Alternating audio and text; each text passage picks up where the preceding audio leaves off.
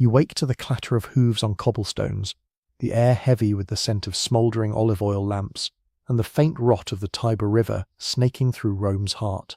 It's 48 AD, deep in the night, and you're crouched in a shadowed alcove of the imperial palace, your back pressed against cool marble, the rough weave of your tunic catching on jagged stone.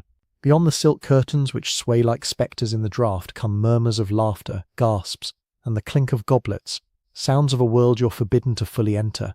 Your pulse races. You're a mere servant, invisible to the nobles, yet close enough to catch whispers of scandal. Valeria Messalina, the Empress herself, slipping out under a hooded cloak, her eyes gleaming with a reckless fire that could burn the empire to ash. The heat clings to your skin, even in the pre-dawn chill, and fear knots your stomach. One misstep, one overheard secret, and the Praetorians' blades will find you before the sun breaches the Palatine Hill. Before diving into these forgotten stories of survival and suffering, if you enjoy learning about the hidden truths of history, consider hitting that like button and subscribing for more content like this. And please comment below to let me know where you're listening from. I find it incredible that we're exploring these ancient stories together, from different parts of the world, connected across time and space by our shared curiosity about the past. Gather closer now, let the fire's crackle weave through the tale, its embers casting light on a Rome both dazzling and decayed. This is no dry recounting from dusty scrolls, but a story alive with the grit of the streets, the perfume of opulent villas, and the dread of those who walked the empire's edges. We'll unravel the life of Valeria Messalina, Empress of Rome, whose name became a byword for excess, and delve into the silent horrors endured by the male concubines, the pleura delicati, whose suffering was as commonplace as the bread baked in the Sabura's ovens. The sources, Tacitus, Suetonius, Cassius Dio, Juvenal, Pliny, offer us fragments, pieced together here not to judge but to witness, to feel the pulse of a world where power was a blade, sharp and unforgiving. Valeria Messalina was born around 20 AD into a family where ambition and lineage intertwined like the ivy creeping up Rome's ancient walls. Her father, Marcus Valerius Messala Babatus, a consul whose ancestors had carved their names into the Republic's triumphs, held court in a domus where wax masks of forebears stared from alcoves, their eyes hollow yet commanding. Her mother, Domitia Lepida the Younger, was a daughter of the elite, sister to Nero's father and cousin to Caligula, whose laughter echoed through the Palatine's halls before his madness consumed them. Messalina's earliest memories would have been of summer heat baking the terracotta roofs, of slaves moving silently with trays of figs and wine, their bare feet whispering over mosaics depicting gods in eternal revelry. The Tiber's breeze carried scents of baked bread from the Subura, and the faint decay of fish hauled from its muddy banks, a reminder that Rome's grandeur rested on labour and loss. As a child, Messalina would have wandered the Palatine's gardens, where fountains sprayed arcs of water that caught the sunlight, scattering rainbows over laurel hedges. She might have traced her fingers along frescoes of nymphs dancing with satyrs, their painted eyes seeming to follow her, or listened to her mother's hushed conversations with senators' wives, their voices sharp with the politics of marriage and alliance. Childhood in such a world was fleeting. By 38 AD, at perhaps 18, she was bound to Claudius, a man of 48, whose physical frailties, his limp, his stammer, the droop of his mouth, made him a figure of mockery among the elite. Claudius, born in 10 BC to Drusus and Antonia Minor, had survived the Julio-Claudian intrigues by burying himself in scholarship, his hands ink-stained from copying histories while his kin plotted in gilded chambers. Their wedding was a spectacle of power, not love. Priests chanted under a canopy of silk, the air thick with incense, while guests in togas embroidered with gold whispered of alliances sealed in bloodlines. The marriage bore fruit quickly.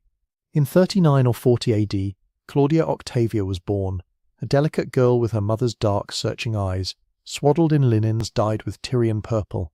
In 41 AD came Tiberius Claudius Germanicus, later called Britannicus, a boy whose birth coincided with a Rome on the brink of chaos. That same year, Caligula met his end, his body torn by daggers in a palace corridor, the stone floor slick with his blood as torches sputtered in their sconces. The Praetorian Guard, their armour clanking in the night, found Claudius cowering behind a curtain, his breath shallow with terror. They hailed him emperor, dragging him to the Senate, where senators, their faces pale under lamplight, acclaimed him to avoid the mob's wrath. Messalina, barely 21, became empress, her presence aflame in a court of shadows. The imperial palace was a world of contrasts. Marble halls gleamed under torchlight, but the air carried whispers of betrayal. Messalina moved through it with a predator's grace, her silken stolas brushing against frescoes of Venus and Adonis, her laughter bright yet edged with calculation. She learned to navigate the court's currents, aligning with Claudius's freedmen, men like Narcissus, whose cunning eyes missed nothing, and Pallas, whose wealth surpassed that of senators. These former slaves, risen to power through wit and loyalty, became her tools, drafting edicts and weaving accusations to secure her place. Tacitus in Annals Book 11 describes her as a force of ambition, her mind as sharp as the daggers hidden in senators' cloaks. In 42 AD, her gaze fell on Appius Junius Silanus, a senator of noble birth whom she'd arranged to wed her mother, Domitia Lepida. When Silanus rebuffed her, perhaps seeing the danger in her advances, she spun a tale of treason, her voice low and urgent in Narcissus's ear. Tacitus recounts the scene. Claudius, roused from sleep by the freedman's whispers, his face ashen in the flickering light of a single lamp, ordering Silanus's execution without trial. The man's cries rang out at dawn, his blood staining the Gemonian stairs, a grim staircase where traitors' bodies were displayed. The crowd's murmurs rose like a tide, their sandals scuffing the dust as they dispersed, fear settling over Rome like a fog. Messalina's influence reached into the private chambers of the powerful. Suetonius, in Life of Claudius, chapter 26, tells of her pursuit of Menister, a Greek actor whose performances drew gasps in the theatre. His movements fluid as water, she summoned him to her chambers, where rosewater scented the air and silk curtains muffled their voices. Her demands were laced with threats: comply or face exile, or worse. Their encounters unfolded in shadows, the candlelight catching the sheen of sweat on skin, the actor's compliance a performance born of survival. Cassius Dio, in Roman History Book 11, records her jealousy, particularly toward Julia Livilla, Caligula's sister, whose beauty rivaled her own. In 41 AD, Messalina orchestrated Livilla's exile to Pandateria, a barren isle where the wind howled and starvation was a slow death. Livilla's letters, smuggled by loyal slaves, spoke of hunger and cold, her once lustrous hair matted, her body wasting under the relentless sun. The tales of Messalina's appetites burn brightest in Rome's memory, though their truth is tangled in satire and slander. Juvenal in Satire 6, lines 114-30, describes her nocturnal escapes to the Subura, Rome's underbelly, where alleys reeked of spilled ale and unwashed bodies. Disguised as Lysiska, a common prostitute, she worked in brothels where straw pallets scratched skin and oil lamps smoked.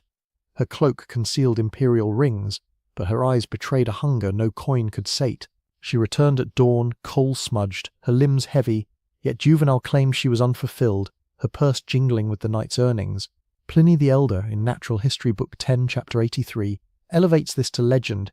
In 48 AD she challenged Scylla, a prostitute famed for her stamina, to a contest of endurance, who could bed more men in a single day and night. Messalina, the tale goes, claimed victory with 25 lovers, her body aching, her breath ragged, as cheers echoed outside, the crowd unaware their empress was the victor. Tacitus, in Annals 11, cautions that such stories, while grounded in her reckless nature, were amplified by enemies, particularly Agrippina, whose memoirs fueled Rome's gossip. Yet Messalina was more than her scandals. She was a mother who shielded her children from the court's venom. Britannicus, with his father's love for books, played in the palace gardens, chasing lizards under laurel trees, the scent of roses masking the whispers of intrigue.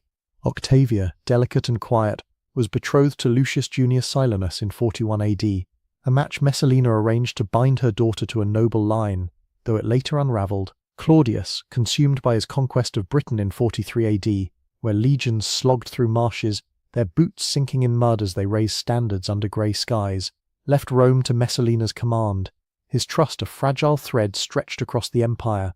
Her unravelling began with Gaius Silius, consul designate in 48 AD, whose ambition matched his beauty.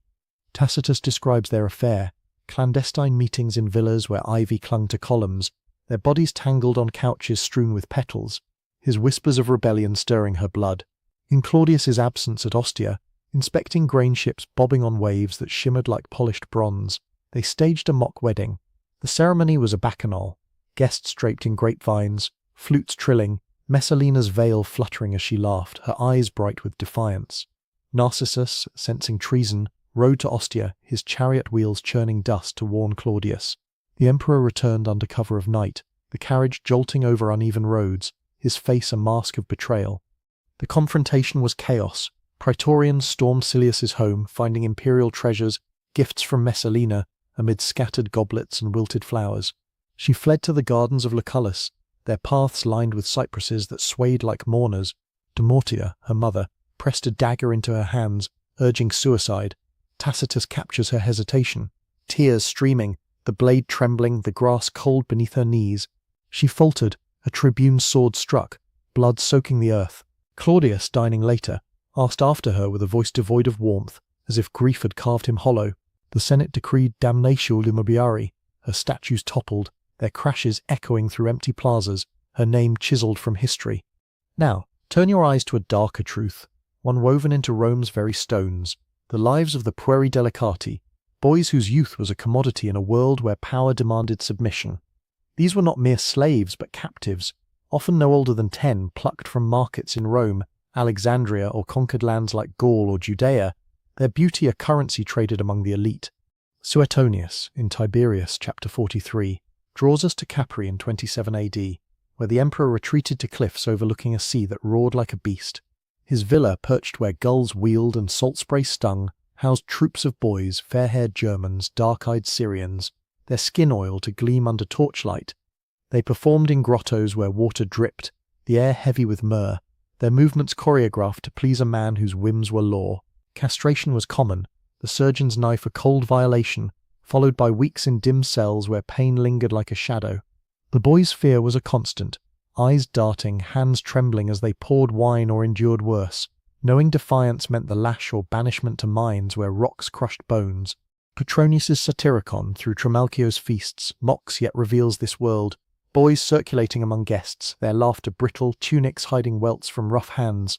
Seneca, in Letters to Lucilius, letter 47, laments their plight. Youths trained to endure nightly torments, their smiles masks for dread. A master's favour might bring gifts, gold rings clinking on wrists, but rejection meant sale to brothels where palates scratched skin and clients cared little for gentleness.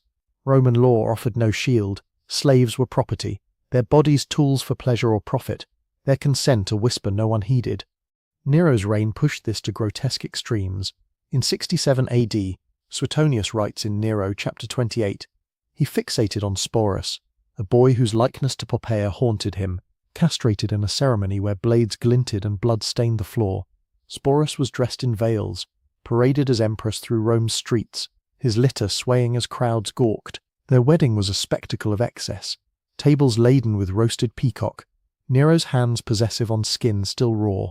Sporus endured public kisses in the Forum, the sun relentless, until Nero's fall in 68 AD left him to Vitellius and others, his suicide a final act of defiance against shame.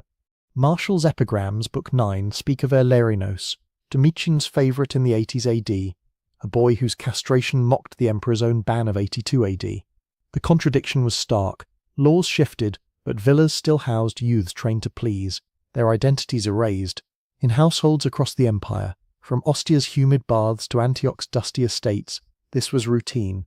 Slaves from Claudius's British campaigns, their hair matted with mud, were sold in markets where buyers prodded flesh like livestock. Groomed in baths where steam rose and iron singed scalps, they learned to suppress flinches, knowing rebellion brought lashes that tore skin like cloth. Quintilian, in Institutes of Oratory, Book 7, notes parents flaunting these boys before their children, embedding the practice in Rome's culture. In Pompeii, graffiti scratched into bathhouse walls, names, pleas, curses hint at their despair. On frontiers, legionaries kept their own, their tents filled with the clink of armour and stifled sobs. Even as Hadrian strengthened bans on castration in 1117 AD, the trade persisted in shadows, the boy's silence a scream no one heard. Messalina's tale and the delicacies suffering are threads in Rome's tapestry, a city of marble and blood, where desire fueled both glory and ruin. Her contest, whether truth or myth, mirrors the boy's endurance, both trapped in a world that exalted power over humanity. The fire's embers fade now, their glow faint as the lives erased by history's march. Yet their whispers linger in the ash, urging us to see the cost of empire paid in flesh and fear beneath the laurels and the cheers.